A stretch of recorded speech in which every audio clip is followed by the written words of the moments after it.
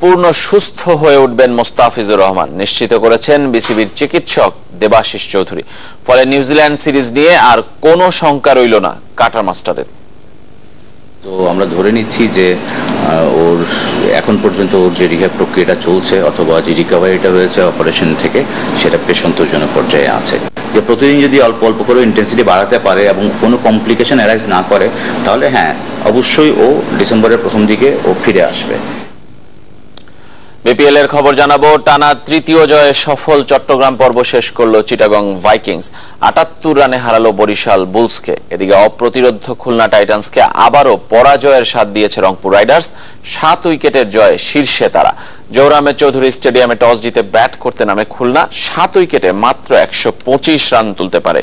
আরাফাত সানি, শহীদ আফ্রিদি আর রুবেল হোসেন নিয়েছেন ২টি করে উইকেট।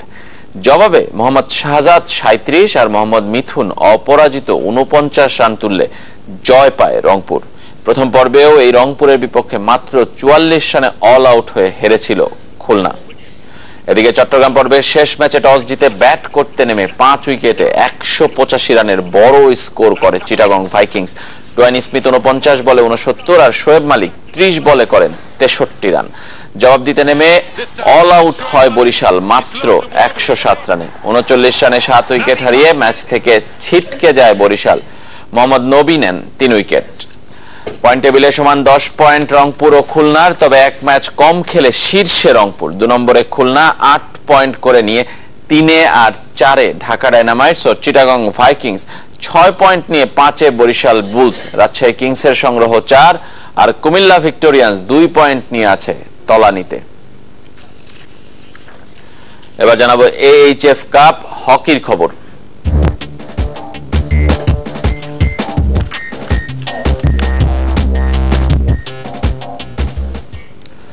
গ্রুপ শ্রেষ্ঠত্ব দখলের লড়াইয়ে বুধবার ম্যাকাওয়ের মুখোমুখি হবে বাংলাদেশ। বিকাল ৪টায় শুরু হবে ম্যাচটি।